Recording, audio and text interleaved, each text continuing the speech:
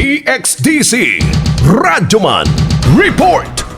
Jackpot! Kini ang mensahe nga gipaabot ni Mayor Sebastian Basti Duterte ngadto kang Task Force Davao Commander Army Colonel Daryl Cumia sa pagkasakuti sa 18 milyones ka pesos nga kantidad sa Cebu sa Sirawan Checkpoint kagapong adlaw. Mato ni Cumia miadto sa Sirawan Checkpoint si Mayor Basti aron personal tan-awon ang mga suspek nga nagdala sa 20 ka pakete sa gituang Cebu ug ang ban sa syudad nagpasalamat sa Task Force Davao tungod na jackpotan ug intercept ang milyon ka pesos nga kantidad sa maong kontrabandos.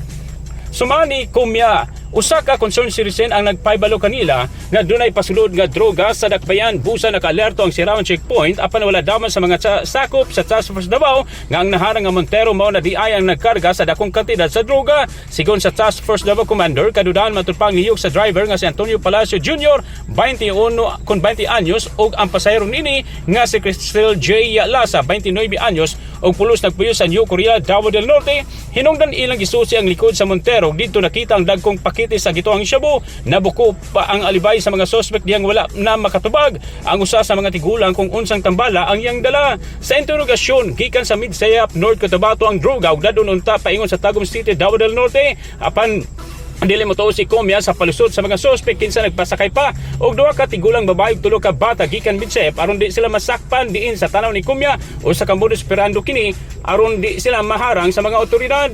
Ang mga suspect gilain gi-endorsar sa Turil PNP lakip na ang duha ka tigulang ug mga bata samtang mga cellphone ug banpang kagamitan ana nakaroon sa kustodiya sa DCPO alang sa dugang investigasyon ug sa ingon masuta kung angay bang apilon sa kasong may kalapasan sa Republic Act 9165 ang duha ka idaran o Banila Lasa ug Palasyo. Kasama mo sa balita ug serbisyo publiko reaching millions nationwide and worldwide for 70 years, Radyoman Joel Veray Tatak Ariman. Tatak RMN.